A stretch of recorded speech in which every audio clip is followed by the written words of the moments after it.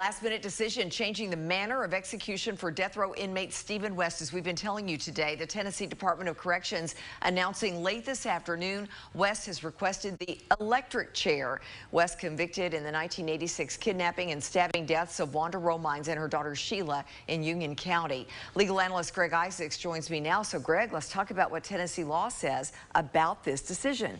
Well, Lori, in 2000, we changed the law because of a number of challenges saying that the electric chair, as applied in Tennessee, violated the 8th Amendment's prohibition against cruel and unusual punishment.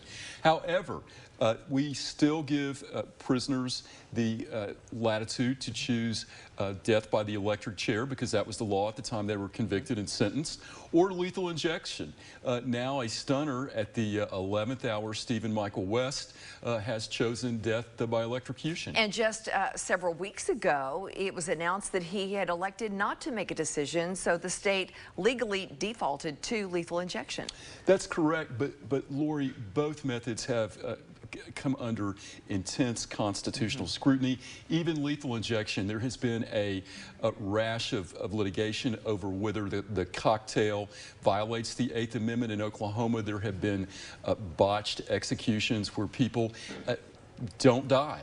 The way it's administered has become problematic. So really, you're in a lose-lose position if you are the state of Tennessee trying to carry out the wishes of the jury. And in 1986, this was a very graphic killing of Wanda Romines and her 15-year-old daughter. They were stabbed to death in a torture-like fashion. But this is going to be interesting. West has been moved to death row. That's the 3-day period before execution. You're in a stainless steel 8x12 room with bathroom facilities, a bed, and a desk. You are in view of the electrocution chamber. And Justice Kagan is our Supreme Court justice assigned to the 6th Circuit, waiting for last-minute appeals. You have a death clerk already engaged for last-minute emergency filings. But Governor Lee has already said, I am not intervening. Yeah, so what are the chances of any last-minute appeals going through? Right, but you know, Lori, what is problematic in something like this when West waits to the last minute, you know, has the Department of Corrections had time to test, prepare, and make sure this method of execution, which is public, you know, it's going to be viewed by the media, by victims. I'll be one of the ones there You're to going to witness. be there. And whether it can go as planned. So that adds another wrinkle to this execution, but it will be interesting. Again, Tennessee, for a period of years, did not carry out executions, and it's starting to happen. But we're one of a handful of states that still has it.